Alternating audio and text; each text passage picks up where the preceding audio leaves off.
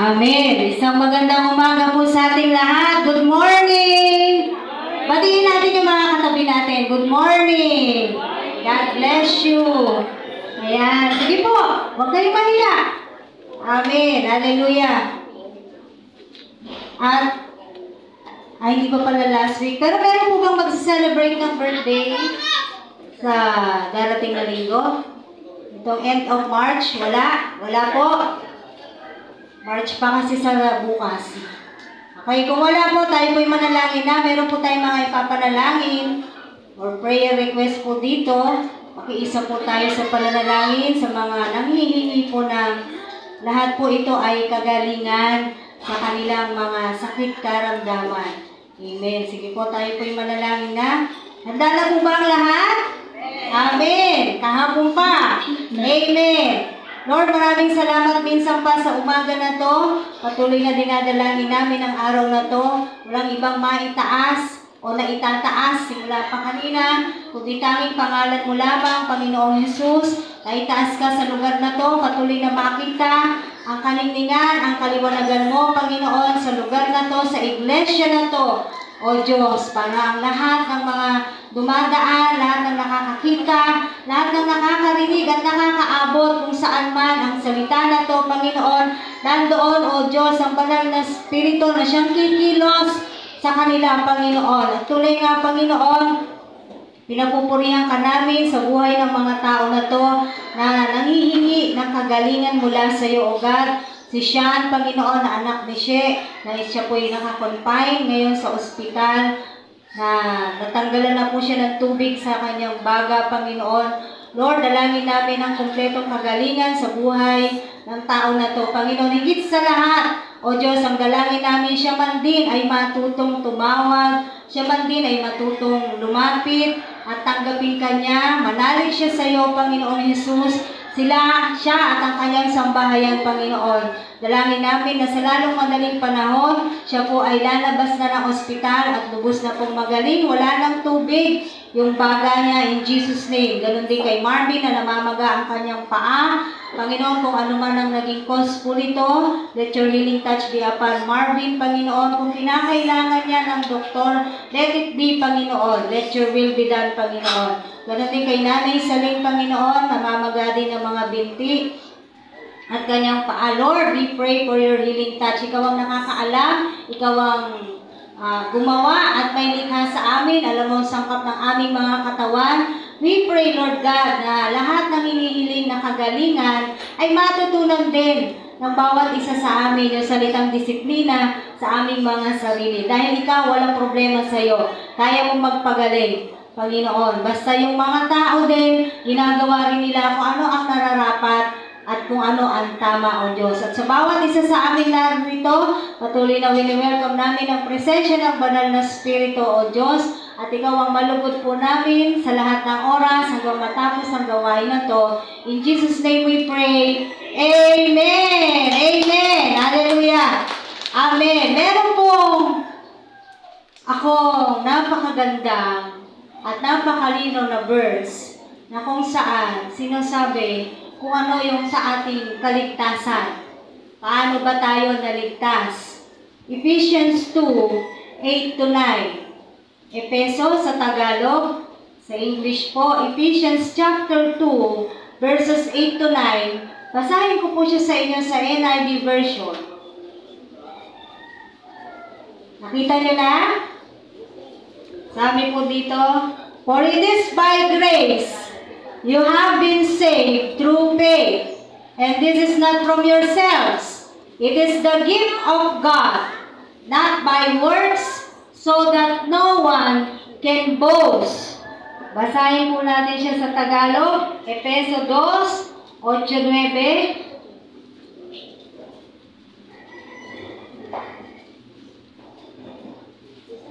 Amen. Sabi po rito, dahil sa kagandahang loob ng Diyos, ay naligtas kayo sa pamamagitan ng ng inyong pananalig kay Kristo. At ang kaligtasang ito ay kaloob ng Diyos, hindi mula sa inyo. Hindi ito dahil sa inyong mga gawa, kaya walang dapat ipagmalaki ang sino man. Salamat, Panginoong Jesus. Sa iyong mga salita, mangusap ka nga po at ma-reveal ang mensahe mo sa umaga na to. Amen. So sinasabi po sa atin dito na napakalinaw that we have this salvation not because of our own self. Hindi dahil mabait ka, hindi dahil maganda yung ginagawa mo, hindi dahil maayos kang tao. Kung gano'n pala kung wala naman palang silbi yun, paano na ang tao? Maging masalbahe na lang? Hindi naman po. Maganda po na ikaw ay mabait, ikaw ay mabuting tao, ikaw ay matuwid na tao. Dahil ang mga yon ay bunga ng iyong pananalig kay Kristo. Once you are a follower of Christ, magbabago ka. Tama po ba? Hindi maaaring follower ka ni Kristo, tapos hindi ka nagbabago.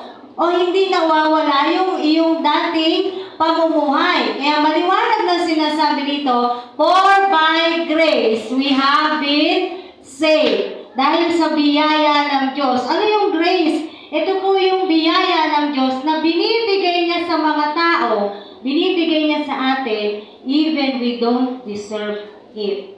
Kahit hindi po tayo karapat-dapat, ay binibigay ng Diyos yung po yung tinatawag na grace. Kasi limiin mo yung sarili mo. Deserving ba akong iligtas ng isang hari?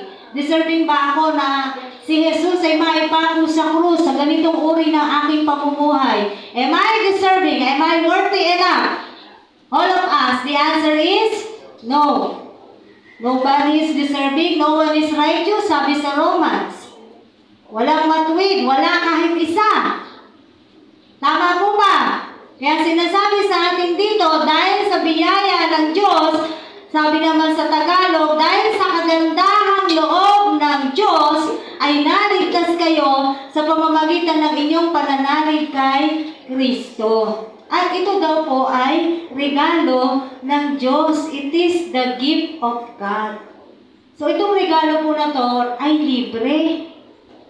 Ino-offer sa lahat ng mga tao. No? Kaya lang, ang tao, ayaw nila ng ganitong regalo. Ibang regalo po yata yung kanilang gusto. At ibang regalo yung kanilang dinanais.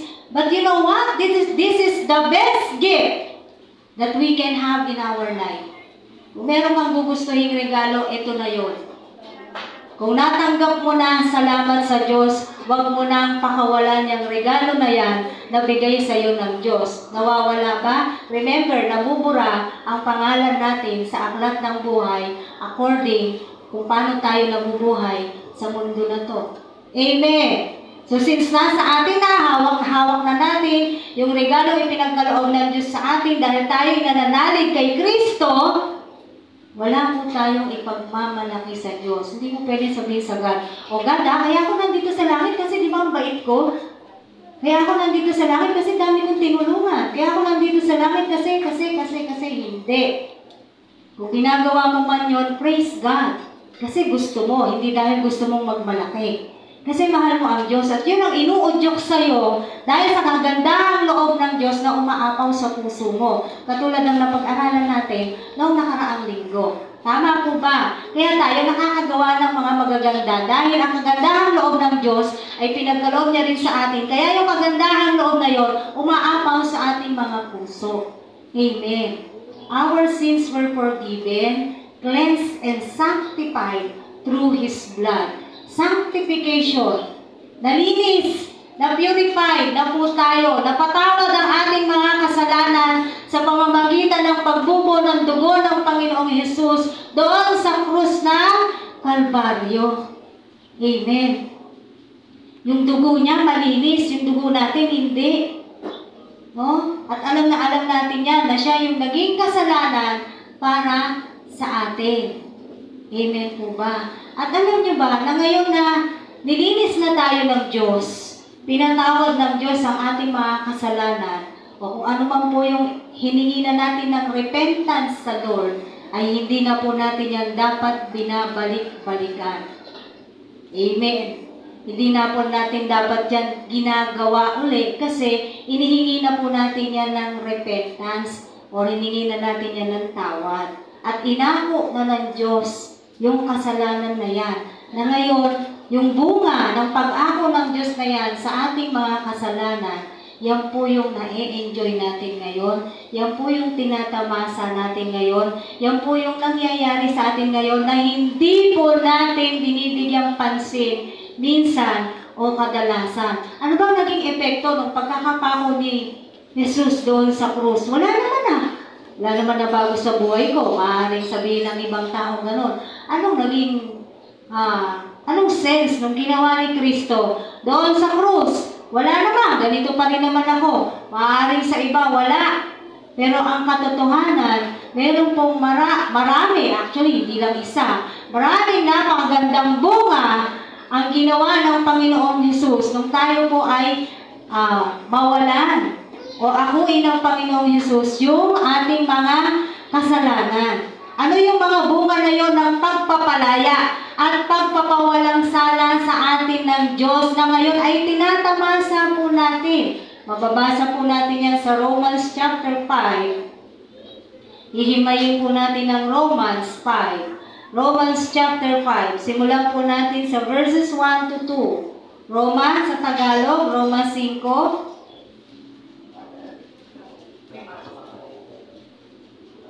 Ano ang bunga ng pagpapalaya at pagpapawalang sala ng Diyos sa atin? Una, kapanatagan at kagandahan loob ng Diyos. Dito sa Romans 5, verses 1 to 2. Tingnan po natin. Yamang napawalang sala na tayo dahil sa pananalig sa ating Panginoong Hesukristo.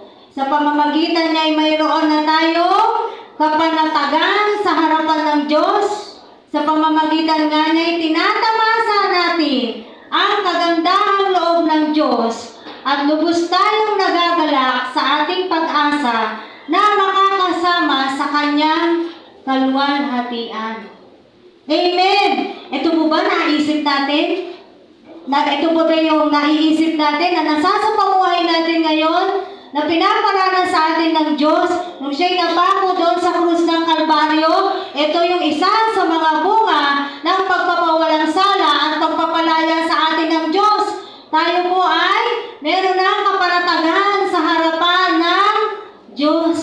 Malaking bagay po yung tayo po ay at peace. Lalo na po sa panahon natin ngayon. Tama po ba? Yung isip mo, kahit na marami tayong problema, marami po tayong dinadala, hindi naman po mawawala yung problema. Amen. Kapag po kumilala sa Panginoon, wag po kayong maniniwala na sinasabi ng iba, born again ka, bakit ang dami mong problema? Hindi po totoo na mawawala ang problema mo once you became born again. Wala po kaming pinapangakong ganyan. Na kapag ikaw'y nag-born again, mawawalan ka ng problema. Ikaw ay abnormal pag wala kang problema. Dahil lahat ng tao dumadanas ng problema. Ngayon, ang maganda, dahil may Diyos ka, panatag ka. Yun po yung sinasabi dito na tayo po ay may kapanatagan na sa harapan ng Diyos. No? Dahil limitado lang po yung kaya natin gawin. Tama po ba? Kaya tayo po ay panatag sa harapan ng Diyos. Once na tayo inanalangin sa Panginoon, pinapayapa niya po yung ating puso, pinapayapa niya po yung ating kaisipan, at napakalaking bagay na po yun na tayo po ay panatag. Bakit? Panatag ka. Nakakatawag ka ng Ama, Ama ko. Dati hindi natin siya pwedeng tawagin ng ganon. Kung hindi ka anak ng Diyos, hindi mo siya pwedeng tawagin Ama, Ama ko. Pero ngayon, pwede na natin siyang tawagin ng ganon.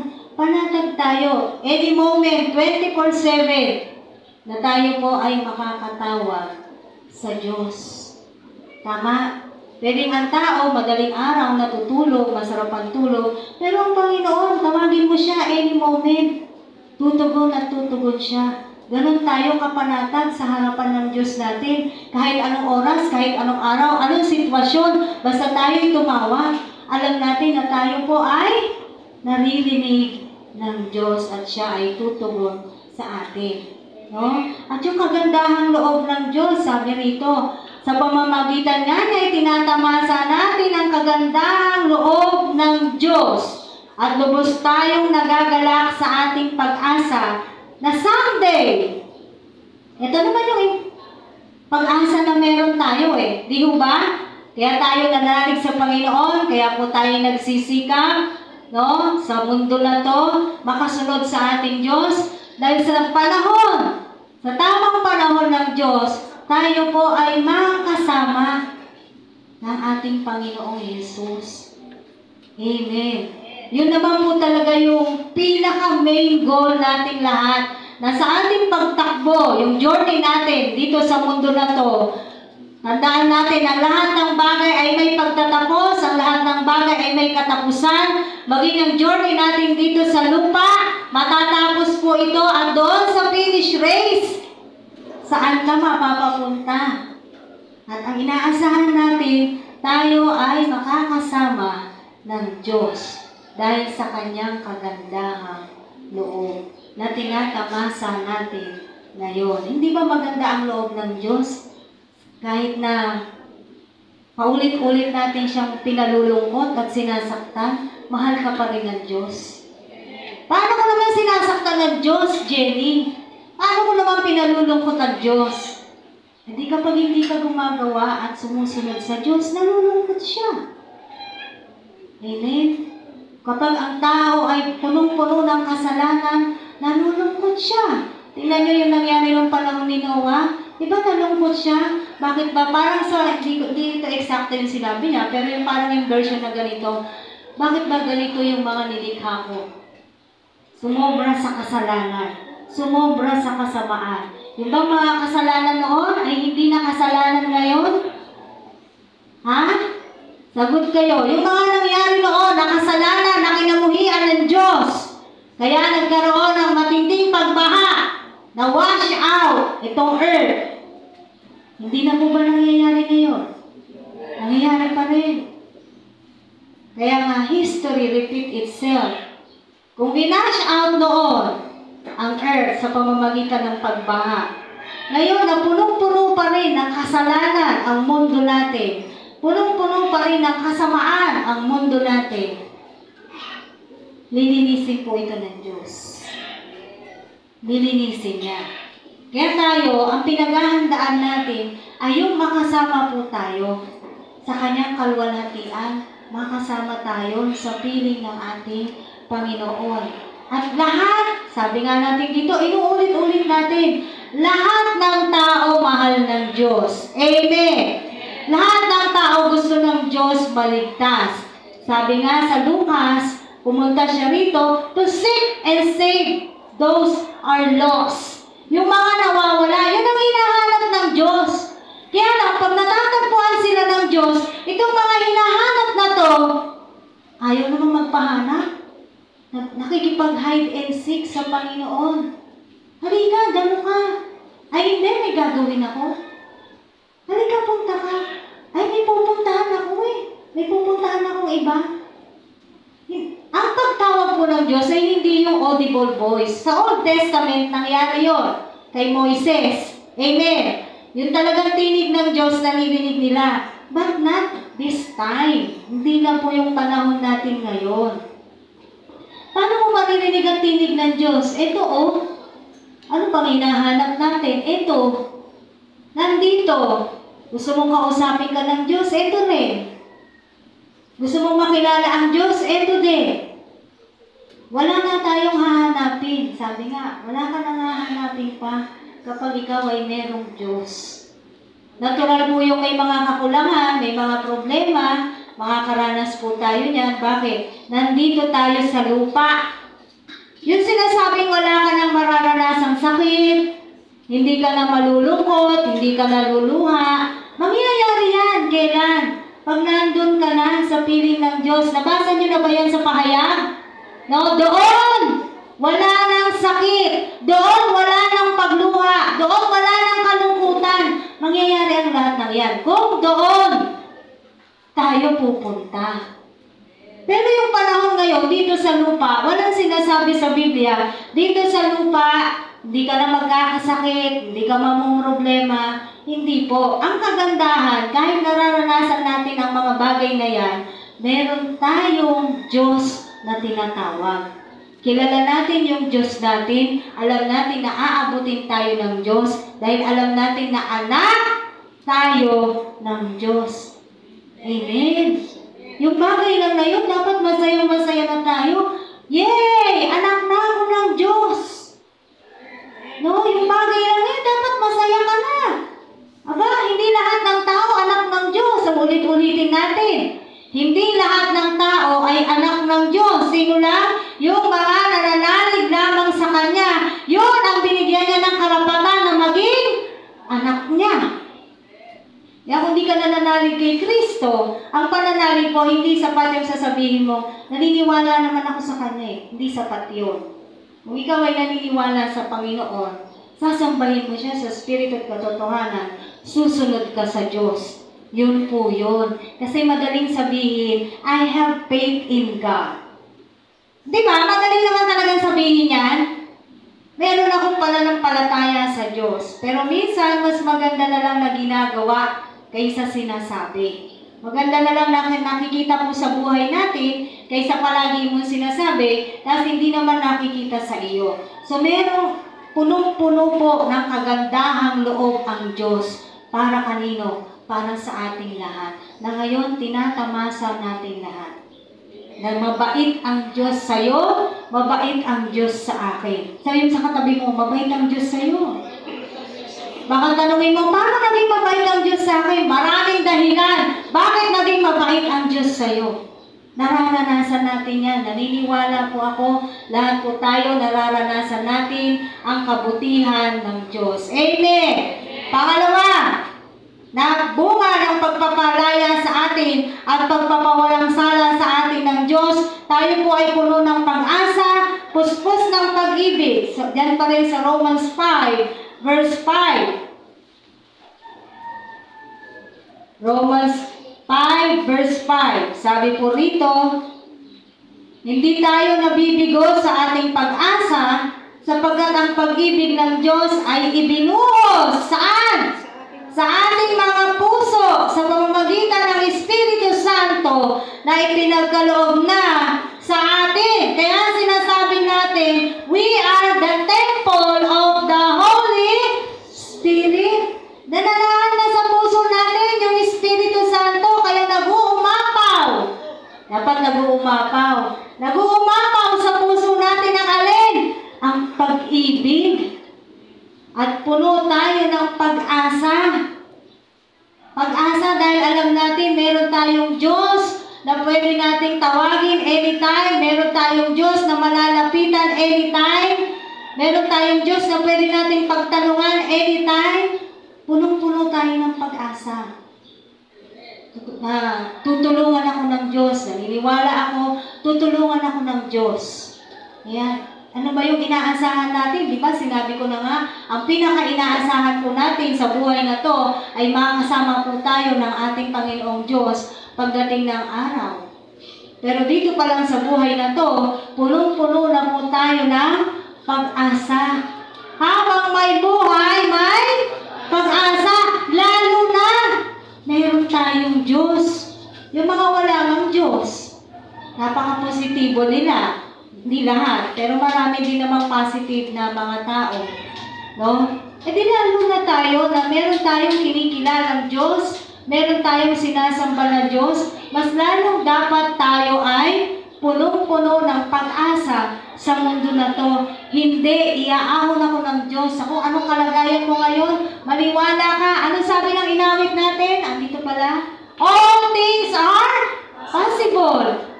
Oh, wag lang yan din basta sinasabi. Yan po ay pinaniniwalaan. Kasi, madaling magbigkas ng mga salita na hindi mo naman siya pinaniniwalaan. Amen. Kaya maniwala ka that all things are possible to God. Lahat kaya niya. Wala siyang hindi kayang gawin. Kailangan mo ng karunungan kung ikaw ay mag-aaral. Anong sabi sa James 1:5? Humingi ka. If any of you lacks wisdom, ask. Mangingi ka. Hingin mo sa Panginoon. Ano pa yung kailangan mo? Ano pa yung tingin mo, ito yung nararapat na meron ka. Hingin natin sa Panginoon. Amen. Ano yung hinihiling natin sa Diyos? Huwag kang magsasawa, huwag kang mapapagod na idalangin yan sa Panginoon. Dahil ang Panginoon may tinuturo po siya palagi sa atin. Ay, tagal-tagal ko lang pinagpe-pray, ba't hanggang ngayon wala pa? Madalas po, ganyan po ang reklamong maririnig natin sa mga tao. Amen. No? Ang tagal ko, ilang taon ko lang pinagpe-pray to, ba't hanggang ngayon hindi pa ako sinasagot ng Diyos? Sabi ng Lord, be still and wait patiently to the Lord. Maghintay ka lang. Amen. Baka hindi pa ito yung tamang panahon para ipagkaloob sa iyo ng Diyos kung ano man yung hinihingi mo. Dahil kahit kailan, hindi po nahuli ang Diyos. Hindi siya nahuhuli. Tayo nahuhuli, ang Diyos hindi. Tama? No? He's always on time. Kaya umasa po tayo sa pinangako ng Panginoon. Pag sinabi niya, gagawin niya. Sabi niya sa Isaiah, yung mga salita ko, lahat to magaganap. Hindi to babalik sa akin ng hindi to nagaganap. Sinong nakakabisado ng verse na yun? Yung sinasabi sa Isaiah, lahat ng salita ng Diyos ay magaganap. Walang hindi siya pagaganapin once na yan ay sinalita niya. So lahat ng nakasulat dito, asahan natin ito ay magaganap. Amen. Mangyayari. Dahil sinabi niya po yan. Yan tayo, punong-puno tayo ng pag-asa. Panginoon, sabi mo. Ayan, pare natin sabihin na gano'n. Panginoon, sabi mo, ang pangako mo sa akin ay masaganang buhay. Bakit ako naghihirap? Maaari mong ganyan ang katanungan nating mga tao. Ang sabi mo sa Jeremiah 29:11, for I know the plans for you, plans to prosper you and not to harm you. Bakit ganito ang buhay ko?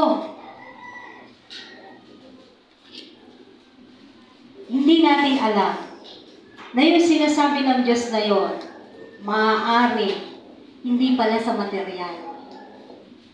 Yun lang, meron kang Diyos sa puso at buhay mo.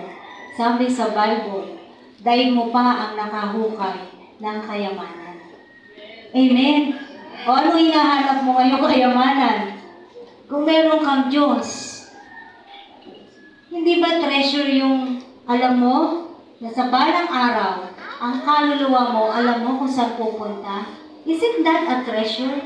Kasi minsan tayong mga tao, masyado natin pinapahalagahan yung mga tangible things, material things, material blessings, financial blessings. Yan yung masyado natin kinakount as blessings. Pero yung hininga mo, araw-araw nagigising ka, araw-araw pumapasok ka, araw-araw nagagawa mo yung gusto mo, hindi natin yan nakikita as blessings.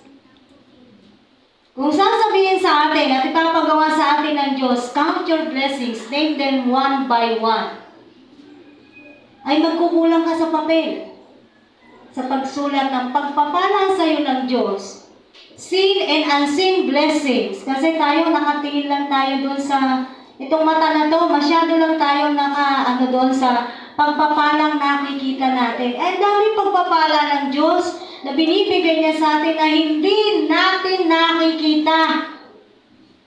Yung pag-iingat sa iyo ng Diyos araw-araw, hindi ba pagpapala yan?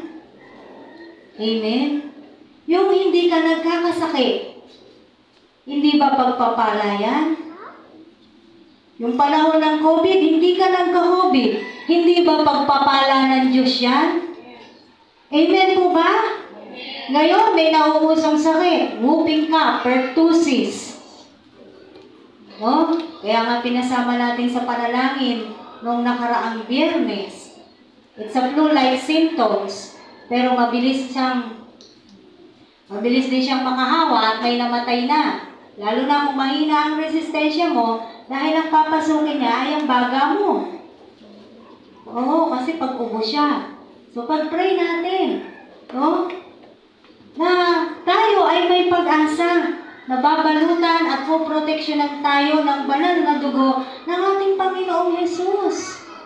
Marami tayong pagpapala, mga kapatid, na hindi lang natin binibigyang pansin, hindi natin binibigyang halaga. Magkaroon ka lang ng mahal sa buhay, pamilya, kaibigan, na talagang solid na masasabi mo, napakaganda na meron kang isang pamilya na ganito. that is already a blessing. Amen. Magkaroon ka ng magulang na talagang todo suporta sa'yo, pagpapala yan. Magkaroon ka ng anak na hindi nagpapasaway sa'yo, pagpapala na hindi natin nakikita. Magkaroon ka ng kaibigan na napakabait, napakabuti sa'yo, pagpapala na patuloy kang pinagtsatsagaan, binabalik-balikan ka para sa Panginoong Diyos, pagpapala. Ang mga bagay na hindi natin binibigyang halaga ay mga pagpapala ng Diyos na akala natin normal lang yan, dapat niyang gawin yan, dapat niya akong i-follow up, dapat niya ako ipag-pray. Ay hindi Hindi di ba? Sa dami ng problema ko, ba't iisipin pa kita? Kung tutuusin, pwede natin sabihin yun. Bakit pa kita kapakialaman? Eh, dami ko ng problema. Yung problema ko nga hindi pa nalulutas. Pero hindi. Ano sabi? Ibinuhos sa atin ng Diyos. Ang alin? Yung pag-ibig. Kaya mahal na mahal din natin ang mga tao. Narinig niyo si Will Smith? Meron siyang sinabi at binahagi. Bahagi ng kanyang patotoo. Sabi niya, God called me. Umiiyak siya nung sinasabi niya to. God called me to love people. Tinawag siya ng Diyos para mahalin ang mga tao. Ganun po talaga yung pagkakatawag sa atin ng Diyos. Kasama yun na mahalin ang ating kapwa. Love thy neighbor as you love yourself. Pangalawang utos niya yun Pangalawa at higit sa kanyang utos, dalawa na lang ang kautusan na dapat nating sundin. Amen. Pero napapaloob na po doon lahat. Kaya ngayon, sinasabi sa atin, nag-uumapaw ang pag-ibig ng Diyos na ibinuhos sa ating mga puso sa pamamagitan ng Espiritu Santo. Kaya mahal na mahal din natin ang mga tao kahit hindi natin sila kilala, pinupuntahan natin sila, binabalik-balikan natin sila, pinapanalangin natin sila sa kabila ng meron tayong mga personal na dinadala sa ating mga buhay. Ganun magmahal po ang Diyos. Hindi, higit pa. Hindi natin matutumbasan kung paano umibig ang Diyos. Hindi natin kailanman mapapantayan ang pagmamahal ng Diyos sa mga tao, pero tinutuluan niya tayo na mahalin din natin ang ating kapwa. Amen. Kaya puspos po tayo ng pag-ibig. Amen. Sabi mo sa katabi mo, I love you with the love of the Lord. Yun totoo. Mahal natin ang isa't isa. Amen. Pagmamahal na bilang kapatid. Kapatid sa pananampalataya. Agape love, pure love. Wala pong ibang halo yung pag-ibig na yan, kung hindi pag-ibig na nagmumula sa Diyos. Pangatlo, ano pa yung bunga ng pagpapahalaya sa atin at pagpapawalang sala sa atin ng Diyos na ngayon ay tinatamasa natin? Tayo po ay nahuhubog bilang anak at bilang lingkod ni Kristo. Romans 5:3-4. Nahuhubog po tayo bilang anak at bilang lingkod ni Kristo. Verses 3-4 po tayo. Bukod dito, nagagalak tayo sa ating mga pagbabata, sapagkat alam natin ito ay nagbubunga ng pagtsatsaga. At ang pagtsatsaga ay nagbubunga ng katatagan. At ang katatagan ay nagbubunga ng pag-asa. Amen. Makikita po natin dito na tayo po, hindi natin namamalayan sa ating pagsunod at pananalig sa Diyos. Tayo po ay nahuhubog ng Panginoon. At sabi rito, nagagalak tayo sa ating mga pagbabata sapagkat alam natin ito'y nagbubunga ng pagtsatsaga. Hindi ba nagiging matyaga na po tayo ngayon? Matyaga sa napakaraming bagay, matyaga sa bawat aspeto ng ating buhay. Nagtsatsaga tayo na pumaroon, pumarito, kung meron mga Bible study, pinagtsatsagaan natin, tawagin isa-isa ang mga tao, ang ating mga kaibigan, ang ating mga kakilala, dahil gusto natin silang mabahaginan din ng salita ng Diyos. So, hindi mo namamalayan, nahuhubog ka na. Training na pala sa atin ito ng Diyos. No? Bilang sa kung ano yung gusto niya pagkakahulma sa atin. Remember in Jeremiah, He is the potter and we are the clay. Hinuhubog po tayo ng Diyos ayon sa kanyang kagustuhan. Kaya tayo, huwag malikot. Huwag malikot pag hinuhubog ng Diyos. At sa pagkakahubog ng clay na yon, nakakita na kayo nun? Kung gumagawa ng literal na pot, putik, nakakita na kayo? Yung umiikot na, yung magpapalayok, nakakita na kayo nun. Hindi ba, bukod sa hinuhubog nila ayon sa gusto nilang hugis yung pot, tinatanggalan pa nila yun. Pag may nakapaan silang something matigas or magaspang, basta yung tipong bubukol doon sa pot, tinatanggal nila yun. Ganun tayo hinuhubog ng Diyos. Paunti-unti, tinatanggal niya. Ano yung nakakapa niya sa atin? Ano yung nakikita niya sa atin? Na magiging sanhi ito ng pagkakasala ng aking anak, tinatanggal niya. Dahil hinuhubog tayo ng Panginoon. At nahuhubog po tayo bilang kanyang anak. And in the long run, bilang tagapaglingkod ni Kristo. Tayo mga tagapaglingkod na, mas nahuhubog pa po tayo. Huwag mo sabihin sapat na yung kakayanan mo, okay na yung ginagawa mo, kaya pang magkaloob ng Diyos, kaya pang magbigay ng Diyos, kaya niya pang dagdagan kung anong nagagawa mo ngayon. As long as nakikita niya yung puso mo, gusto mo pa, sige lang. Pauunlarin ka ng Diyos. Amen!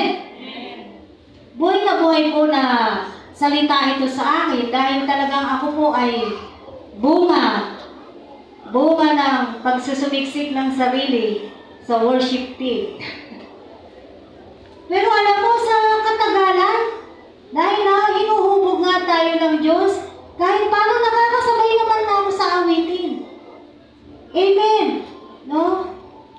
Kaya kahit tinatawanan ako ng aking mga anak, kanta pa rin ako ng kanta. Dahil gusto kong awitan ng Diyos.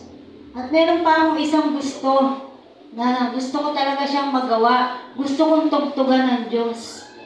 Gusto ko yung tumutugtog kasi naawitan ko siya. Gusto ko yun. Dahil yun ay gustong-gusto ng Diyos. Yung time ni Noah, kung mababasa niyo sa Genesis, gustong-gusto ng Diyos na si Noah, naghihim lang. No? Yung sumasamba siya sa Diyos through him, ay naghaham pala, hindi him. Naghaham lang siya. Natutuwa ang Diyos sa kanya. Dahil gusto talaga ng Diyos ng pagsamba. Amen. Kaya maraming kaparaanan. Yun po ay ako. Marahil sa'yo ay iba. Kung paano mo siya gusto pang masamba sa spirito at katotohanan. Amen. So tayo po ay nahuhubog mabuti ng Panginoon bilang kanyang anak. Bilang anak ng Diyos, katulad ng sinabi ko sa inyo kanina, na pagka ikaw ay anak ng Diyos, magkakaroon na ng bunga yung pananalig mo sa Diyos. Pwede ka nang bumait, bumuti, mawawala na yung mga bisyo mo, kung may bisyo ka man. Amen? Yan. Sana nawala na. Kahit mga babae, may bisyo ha.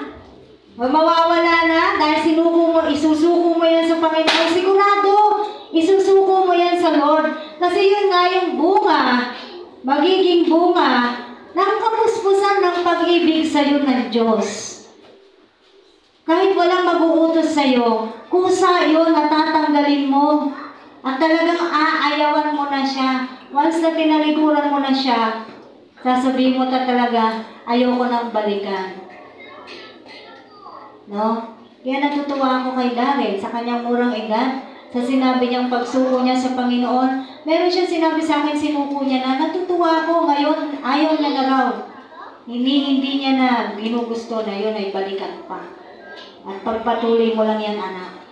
At nawa tayong lahat, ganun din. Kung ano man yung mga isinuko na natin sa Panginoon, ay, alam mo yung totoong pagsuko, hindi mo na talaga yung gugustuhin balikan. Kung totoong ang sinuko. Amen? Yun po yung evident doon. Kapag totoo mo siyang sinuko sa Diyos, masusuka ka.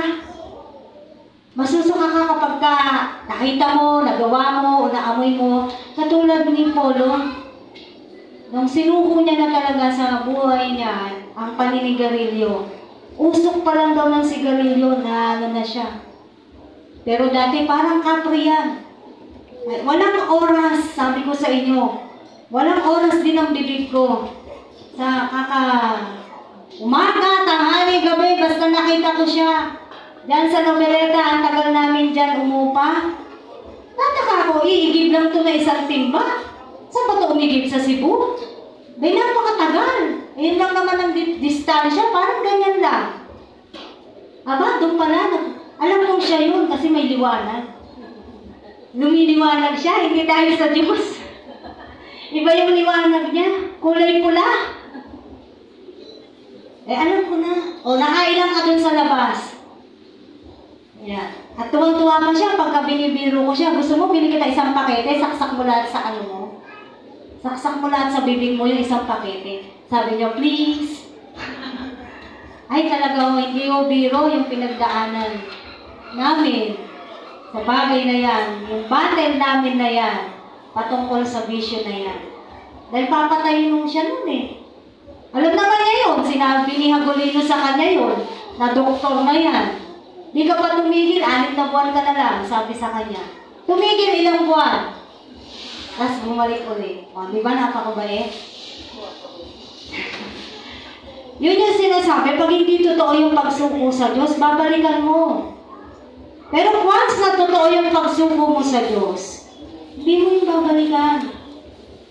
Mauuyang ka, magagalit ka kasi ang mga tunay na sumuko na sa Panginoon, galit na sa kasalanan. Tandaan po natin yan.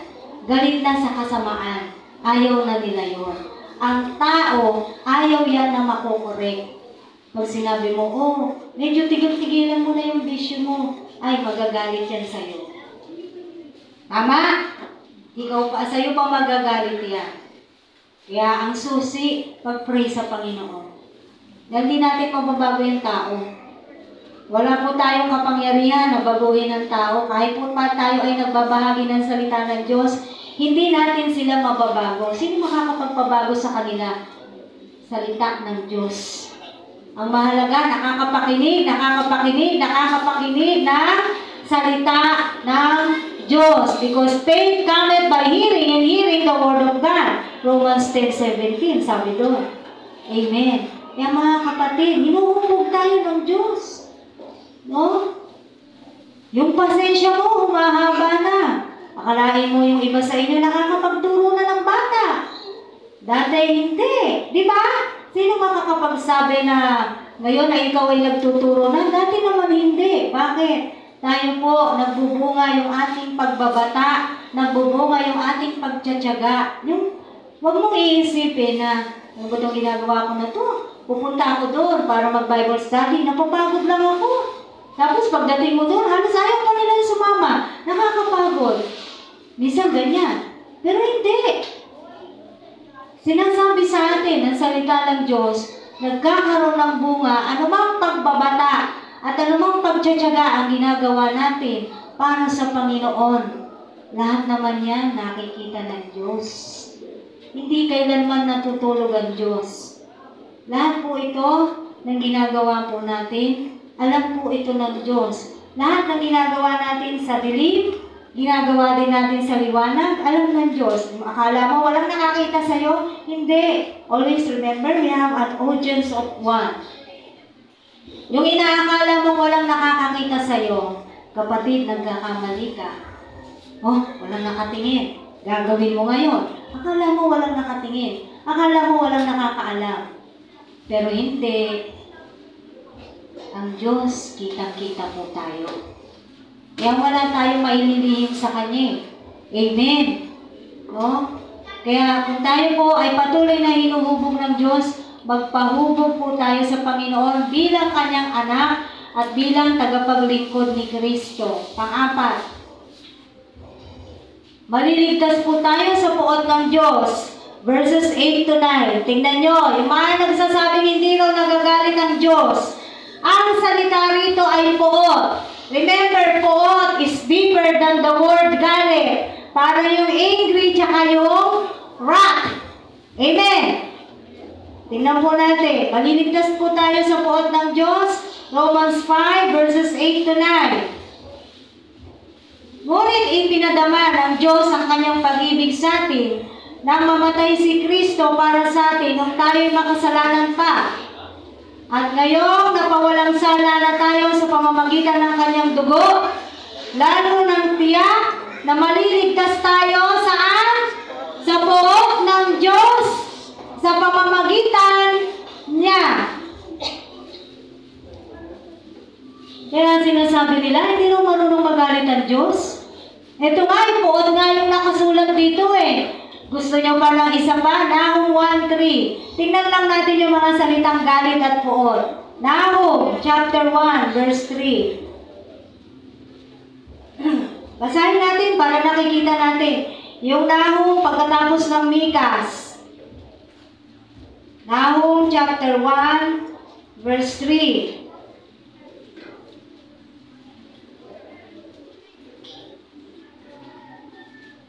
O, tingnan nito. Ito medyo maganda. Hindi madaling magalit si Yahweh, ngunit siya'y lubhang makapangyarihan. Tiyak na parurusahan niya ang sino mang magkasala. Pero yung pananalitang hindi madaling magalit si Yahweh, ibig ba sabihin nun, hindi siya nagagalit? Nagagalit, hindi nga lang agad-agad. Sa New Testament, mababasa natin, hindi pa binubuhos ang galit ng Diyos. Amen. Pero siya po ay nagagalit. Ayan o, kung babasahin niyo yung verse 2, si Yahweh ay Diyos na mapanibughuin, doon sa Nahum, naghihiganti siya sa kanyang mga kaaway, at inilalaan ang kanyang puot sa mga kalaban. Oh, sino nagsasabi hindi nagagalit ang Diyos? Pagdating ng araw, tignan natin, ibubuhos ng Diyos ang kanyang puot. Pahayag 16 verse 1. Revelation. Sa title pa lang nito ang mga mangkok ng puot ng Diyos. Ilang mangkok ito na puot ng Diyos na ibubuhos sa mundo? 7. Tingnan natin ang verse 1. Mula sa templo'y narinig ko ang isang malakas na tinig na naguutos sa 7 anghel. Humayo na kayo at ibuhos ninyo sa lupa ang laman ng 7 mangkok na siyang puot ng Diyos. Basahin nyo na lang yun kung ano yung mga puot na yun na ibubuhos sa lupa. Makita po natin to. Itong mga sinasabi na to, maliligtas tayo sa puot ng Diyos. Amen. No? Akalain mo to, pitong mangkok yan, no? Sa verse 2, sinimulan, humayo ang unang anghel at ibinuhos sa lupa ang dala niyang mangkok. Anong nagkaroon? Mahahapdi at nakakapandiring sugat ang mga tao. Yung mga may tanda ng halimaw at sumamba sa kanyang larawan. Yung mga nagpatatak. Yung mga magpapatatak, darating ang araw. Sila yung mapapabilang o magkakamit ng puot ng Diyos. Isang mangkok pa lang yan. 7 mangkok ito. 7 mangkok na puot ng Diyos. Hindi niya to basta-basta pinapabuhos. Dahil binibigyan niya pa rin ang pagkakataon ang mga tao na magsisi, magbago, tumalikod sa kanilang mga kasalanan, tumalikod sa kanilang kasamaan, tumalikod sa kanilang mga kahalayan. Habang may panahon pa, sabi sa Hebreo, hanggang nababasa niyo pa yung salitang now, habang may panahon pa, magsisi na po tayo, talikuran na po natin ang ating mga kasalanan, mga kasamaan, mga bisyo. Dahil saan ka dadalhin yan? Dadalhin ka lang naman, dito nasisiyahan ka. Marahil, yun ang nangyayari sa'yo sa bisyo mo, nasisiyahan ka. Pero ang pagiging masaya mo doon, panandalian lamang. Tama po ba? Panansamantalang kasiyahan ang ibibigay sa atin ng mga bagay na yan na inuuna ang gusto ng laman. No? Pero pagkatapos nun, saan ka ba nililid nun? Nililid ka niyan sa distraction. Binawasak ka niya paunti-unti. Hindi mo ba yung mga nagda-drugs? Bakit ba madami sa mga addict na pupunta sa mental? Hindi ba winasak sila ng mga gamot na yon? Sinira sila ng mga gamot na yan? Kaya nga patuloy na nananawagan ng ating mga gobyerno na iligtas ang mga kabataan, iligtas ang mga tao sa mga ganyang uri ng gawain. Dahil talagang wawasakin yan, sisirain yan ang pagkatao mo. Amen. Sabi ko sa inyo dati, alas lahat ng uncle ko nag-drugs. At isa doon, talagang labas-pasok siya sa mental hospital. Akala namin wala na siyang pag-asa kasi namatay na't namatay yung lola ko, hindi pa rin siya okay. Pero salamat sa Diyos. Ngayon po ay okay na siya. Buti na lang. Buti na lang. No? Hindi ko siya masyadong nakakausap kung ano nangyari sa kanya. Pero sabi ko sa kanya, buti na lang, uncle, tumigil ka na. Open, sabi niya, hindi na rin ako nainom ngayon. Alam mo yun, ang saya-saya yung sinasabi sa akin. Hindi na rin ako nainom ngayon. Kasi nung namatay yung nanay ko, di ba, nandiyan po sila. Uncle, huwag ka na uminom. Kaya umiinom yung mga kapatid niya, siya, hindi siya talaga umiinom. Ayoko na niyan, sabi niya. Kasi wawasakin ka talaga nito, sisirain ka nito. Sinasabing nakakalipad sila, ganun daw talaga yung pakiramdam. Kasi sinasabi niya sa akin Sinasabi niya sa akin, totoo daw yun, akala mo lumilipad ka. Tapos yung mga kaharap niya, mga mukhang halimaw. Kaya gusto niya saktan lahat. Kasi yung mga kaharap niya, mga mukhang halimaw. Kaya nga hinahabol ng ambulansya yun eh. Kasi nananakit na siya nun eh. Mga kapatid, walang buting idudulot yung mga ganyang gawain. Amen. Dito pa lang, talagang pagsisisihan mo na, pagdudusahan na ng mga tao, hindi sila magbabago. Ano pa kung ang puot ng Diyos ay talagang ipabuhos niya na sa kanyang mga anghel? Nakita po natin ang katotohanan ng salita ng Diyos, na ang Diyos po ay marunong magalit. Kapag ang anak niya ay gumagawa ng kasamaan, ang mukha niya hindi maipinta. Nasaan ba yun? Pilipos ba yun? Mga kapatid, pwedeng may naaalala na yun? Kapag ikaw ay gumawa ng kasalanan, di ba yung mukha niya? Naghihit-hit. Anong version? Pakakala kasi nila ay, hindi po ako matandain sa mga verses, pero alam ko siyang sabihin, no? Sino man makakita, no? Paki na lang.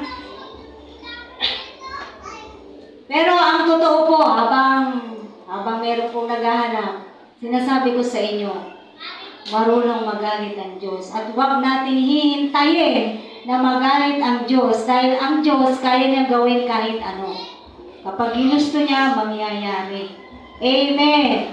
Kaya tayo po, bilang tayo po ay mga anak ng Diyos, sabi nga doon sa binasa natin kanina sa Romans 5, verses 8 to 9, maliligtas tayo sa puot ng Diyos. Paano ka maliligtas? Marahil makuha ka na niya bago pa maganap ang lahat ng ito. Amen!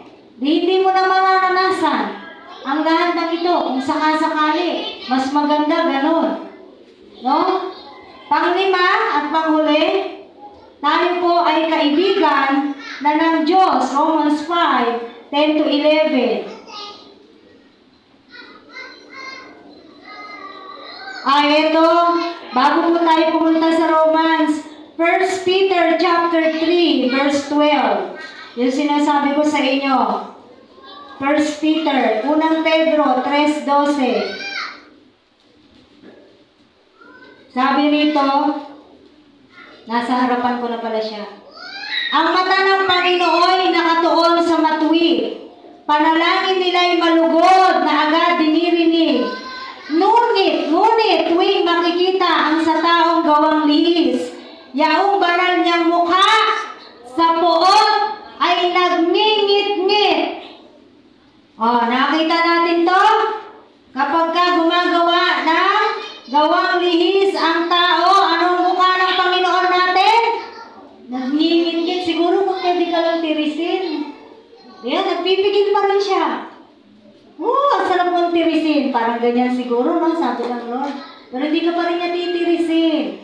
Bibigyan ka pa rin niya ng pagkakataon. Yun nga lang, hindi maganda yung mukha niya sa'yo.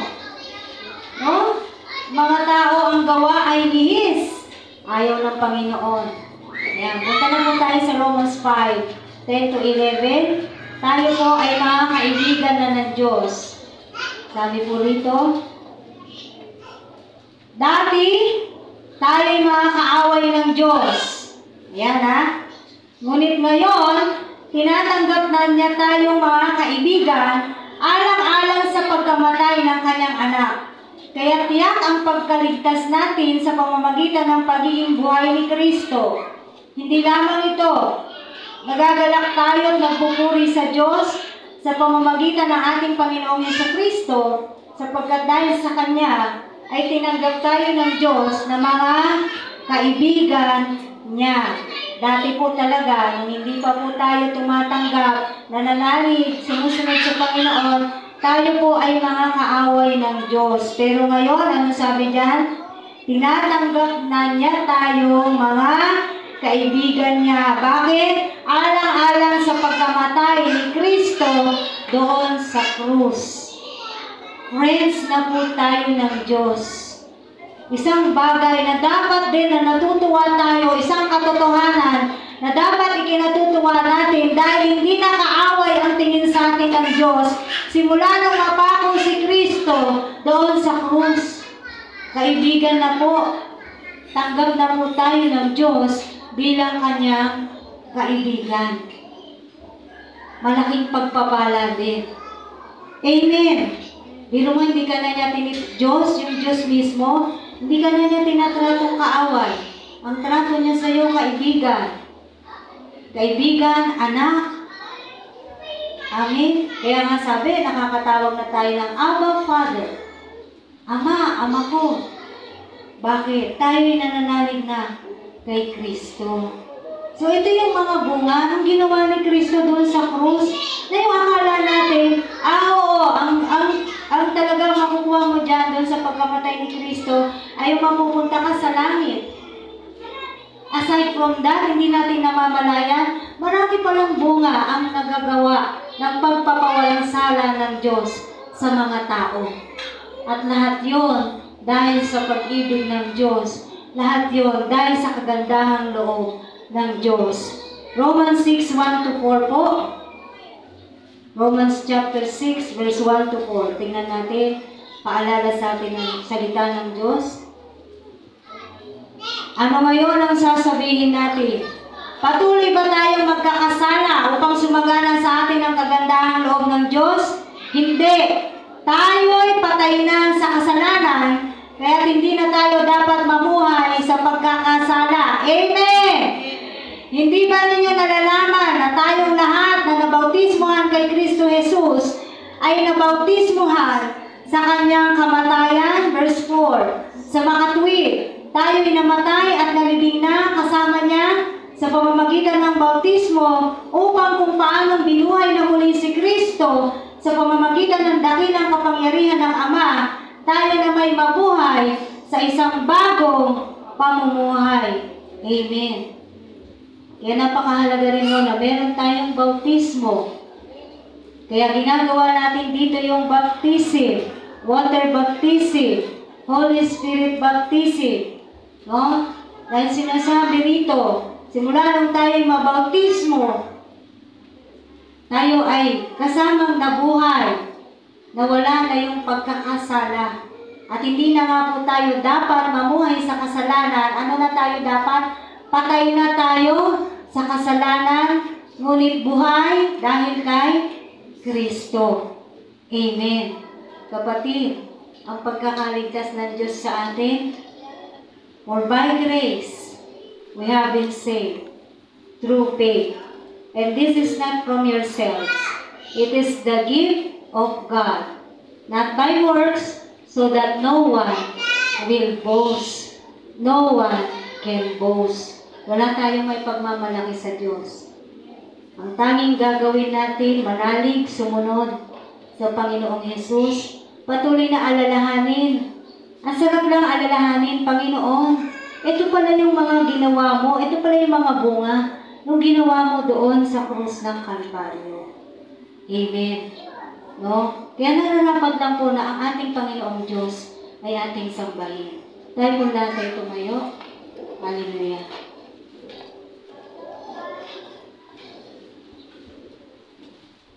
Pagpasensyahan niyo po, wala po akong nagawang kopya ng aawitin natin. Kung alam niyo po, makisabay kayo sa akin. Kung hindi, ay umawi pa rin po tayo. At the cross. Dito sinasabi, at patuloy na magpasiliksik tayo sa Panginoon. No? Kung saan, mahal po tayo ng Diyos. Kapatid, mahal ka ng Diyos. Hallelujah.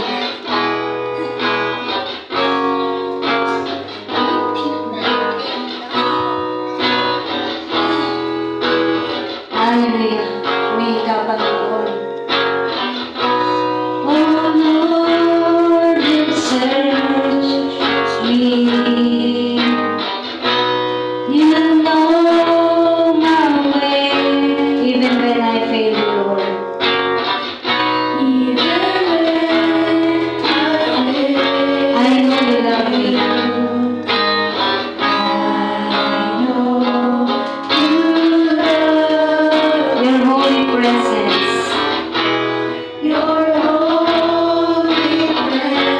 Surrounded me.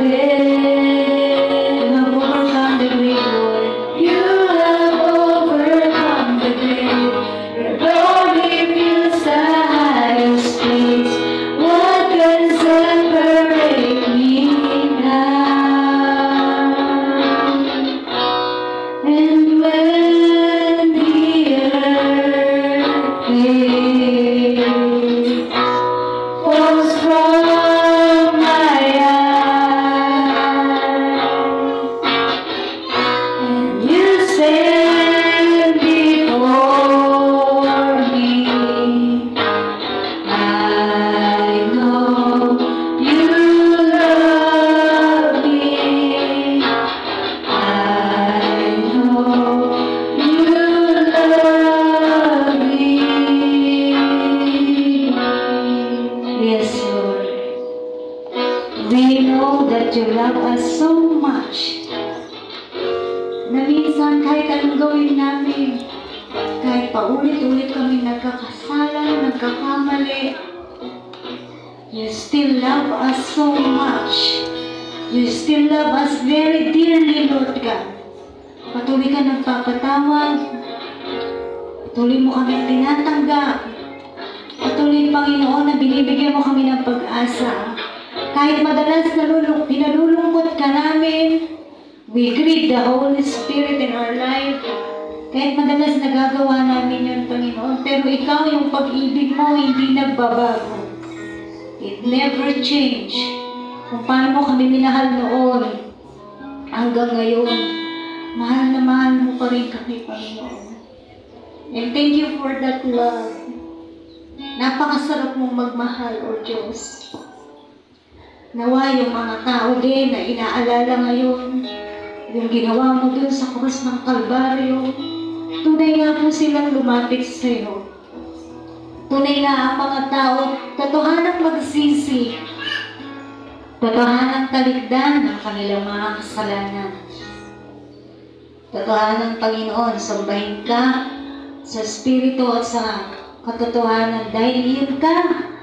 Yun ang sinabi mo sa iyong salita sa 1. Panginoon, salamat at hindi mo pa rin binubuhos ang puot mo dahil patuloy kang nagbibigay ng panahon, patuloy kang nagbibigay ng babala sa mga tao. Dahil ang mga tao mahal na mahal mo, O Diyos. Kaya nawa, O Diyos, magamit ang buhay ng bawat isa sa amin. Magamit ang iglesia na to, God. Magamit ang church na to para sa mga tao na gustong lumapit sa iyo, sa mga tao na gustong sambahin ka, Panginoon, sa mga taong gusto kang kilalanin, O Diyos.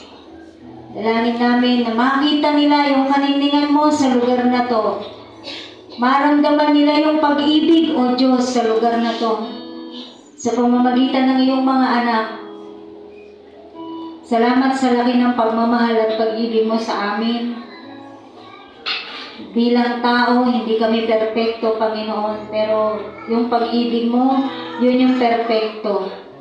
We cannot even measure that love na patuloy mong binibigay sa amin. Kaya salamat sa walang sawang pag-unawa, walang sawa mong pagtanggap, at buhos-buhos na pag-ibig na inilagay mo sa aming mga puso, God. Dalangin namin kung paano, O Diyos, nag-uumapaw ang iyong puso ng pagmamahal. Ganon din kami, Panginoon. Mag-umapaw din ang aming mga puso sa pagmamahal sa aming kapwa.